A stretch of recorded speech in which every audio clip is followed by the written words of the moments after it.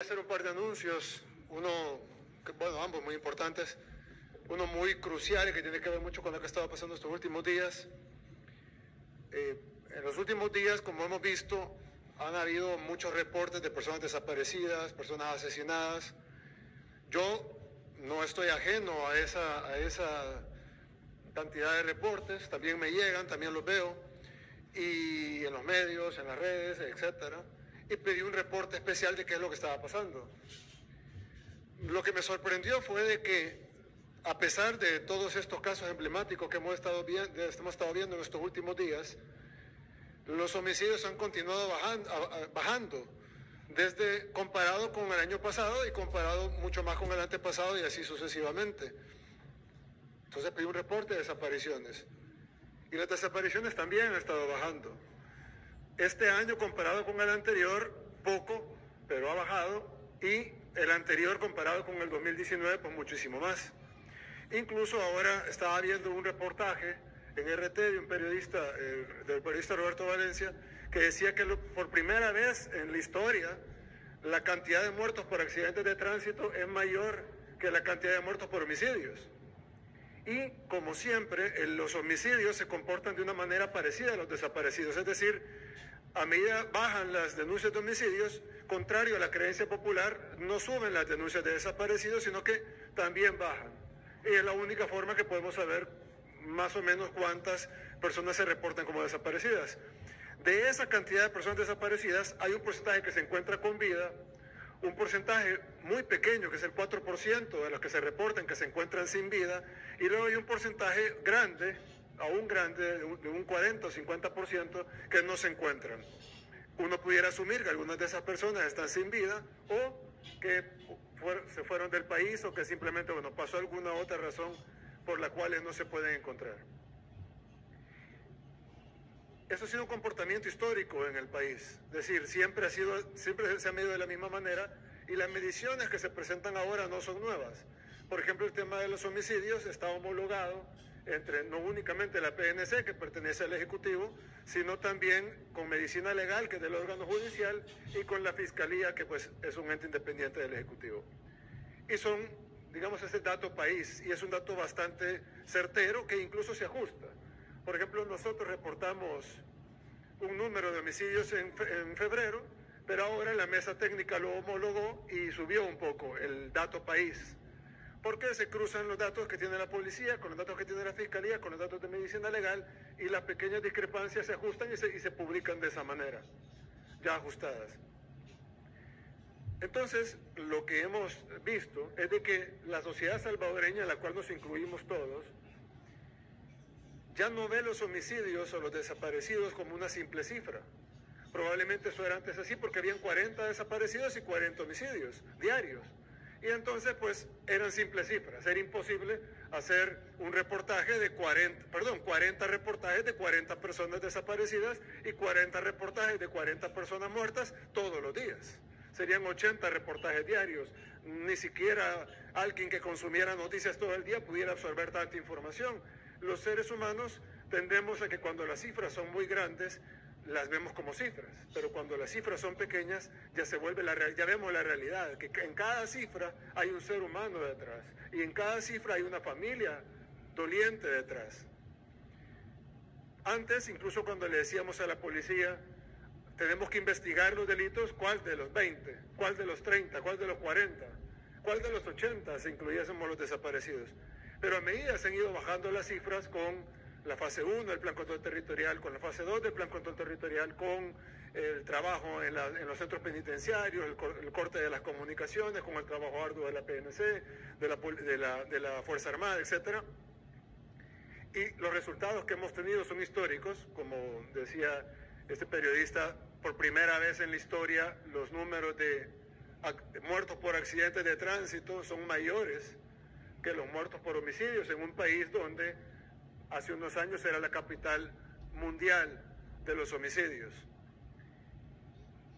Pero entonces nosotros, creo que al igual que la sociedad salvadoreña está evolucionando y ya no está viendo los homicidios como simples cifras a granel, sino que está viendo cada homicidio, por qué pasó, ¿Qué pasó con esta persona que está desaparecida? ¿Por qué no la han encontrado? ¿Quién fue el culpable? ¿Dónde está? ¿Está con vida o está sin vida? Creo que nosotros como gobierno tenemos que evolucionar también hacia eso. Y eso es lo que vamos a hacer. De ahora en adelante, ya que el número ha bajado, vamos a investigar cada caso. Siempre se ha investigado, siempre se ha abierto un expediente, pero es imposible tanto para la Fiscalía como para la Policía investigar 30, 40 homicidios diarios, porque en lo que están levantando 30 expedientes, el día siguiente vienen otros 30 expedientes. Amén de los desaparecidos, que son otro número de expedientes. Y de los otros delitos violentos, violaciones, asaltos, extorsiones, etcétera, etcétera, etcétera. Pero ahora que se ha reducido entre un 75 y un 80%, si comparamos con el 2018, que fue el último año que gobernó la administración anterior, tuvimos una baja considerable en el 2019, ya que a partir del 20 de junio inició el Plan Control Territorial y por lo tanto julio, agosto, septiembre, octubre, noviembre y diciembre tuvimos meses récord en reducciones de cifras de homicidios, pero luego 2020, que tuvimos el año completo y pues también tuvimos unos meses de cuarentena, bajó más todavía, muchísimo más. Y luego ahora en 2021 con el reto de que ya no competimos con 2018 ni con 2019, sino que competimos con 2020, que fue un año completo con Plan Control Territorial e incluso con cuarentena. Y hoy por hoy todavía estamos un poquito abajo, es decir, todavía un poquito con menos homicidios de lo que fue el año anterior. Tenemos que cambiar, no cambiar de estrategia en el sentido de mantener lo que ha logrado esta reducción del 80% en los homicidios, pero sí empezar una nueva estrategia que nos permita reducir el otro 20%, porque reducir el primer 80% puede funcionar con presencia policial, patrullajes, apoyo de la Fuerza Armada, más elementos de la policía y de la Fuerza Armada que se han incorporado no solo al Plan Control Territorial, sino en general a las filas, el corte de las comunicaciones en las cárceles, etcétera, la implementación de estrategias de inteligencia para poder reducir estos delitos. Pero ahora entramos en una etapa en donde, como ustedes han visto en los últimos casos de homicidios o intentos de homicidios, tuvimos el caso de un intento que parecía un secuestro y que terminó siendo un intento de homicidio, en donde una persona hirió a otra en el brazo. Gracias a Dios está con vida. La persona pues fue una herida grave porque era en el brazo, pero no de muerte, no fatal. Tenemos el caso de Flor, por ejemplo, que está desaparecida desde hace días, y otros tantos que igual están desaparecidos. Y todos los días la policía está generando reportes de inteligencia de dónde está la persona, quiénes pueden ser los sospechosos en caso hubiese pasado algo. Ya no podemos ver, ok, hay 30 homicidios y 30 desaparecidos, sino que ahora, ok, hubo 3 homicidios, ¿cuáles fueron esos 3 homicidios? ¿Quiénes son esas personas que asesinaron? ¿Cuáles son los sospechosos? ¿Cuáles son las pruebas? Y por ende necesitamos una nueva visión. Ya estamos terminando, ustedes lo vieron, el Centro de Investigación Forense, en donde vamos a tener ADN, AFIS balístico, AFIS criminalístico, etcétera, en donde si encontramos una hebra de cabello, o encontramos un pedazo de uña, o encontramos un pedazo de piel, o encontramos una gota de sangre, vamos a poder saber de quién es con todo el sistema de ADN que vamos a tener, no solo base de datos, sino los aparatos necesarios y la experticia en el personal que tenemos ahí adentro.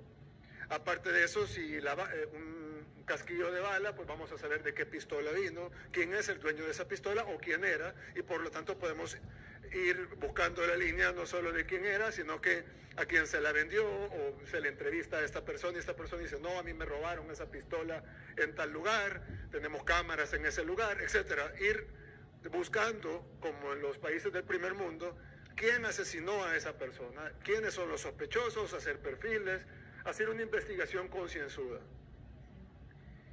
Como ustedes saben, hemos tenido excelentes resultados y esto ha sido conducido por varias personas, depende del área. El director Arriaza ha hecho un gran trabajo, el ministro Merino ha hecho un gran trabajo, el ministro Rivas ha hecho un gran trabajo en el Ministerio de Seguridad. Pero ahora es hora de una nueva visión, es hora de una nueva visión en donde podamos ver ya no solo bajar el total de la cifra de homicidios, sino encontrar a los 3 homicidas que generaron esas 3 personas fallecidas. Y por lo tanto, uno de los anuncios que quería hacer es que Gustavo Villatoro, quien ha sido abogado, penalista, ha sido fiscal por varios años, esa es su carrera, su vocación, es encontrar a los delincuentes, es encontrar las pruebas y poder llevarlos más allá de la duda razonable para poder condenar a estas personas y que pasen el resto de sus vidas en la cárcel por asesinar salvadoreños, será el nuevo ministro de Seguridad. Entonces, ya algunos lo conocen, Gustavo Villatoro es el actual superintendente del sistema financiero, ha sido un excelente superintendente, pero su vocación es el combate a los criminales.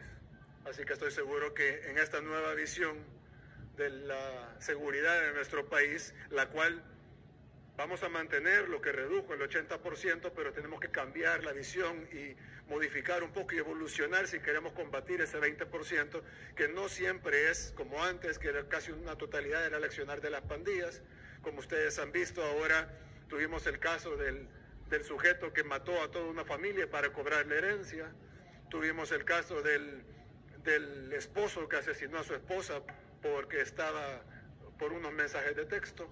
En fin, ya estamos lidiando con un diferente tipo de criminal.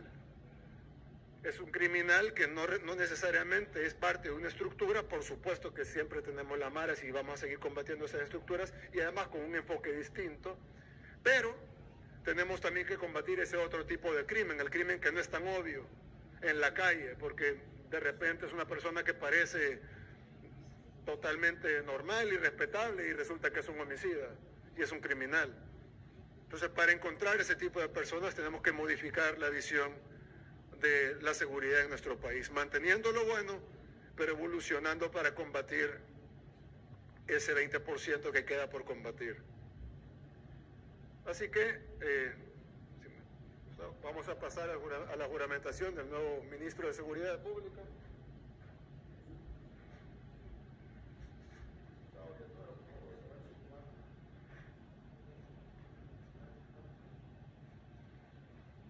Protestáis bajo vuestra palabra de honor, ser fiel a la República, cumplir y hacer cumplir la Constitución, prometiendo además el exacto cumplimiento de los deberes que el cargo os impone. Si así lo hiciereis, que la patria os premie, y si no, que ella os lo demande. Quedáis debidamente juramentado como ministro de Justicia y Seguridad Pública.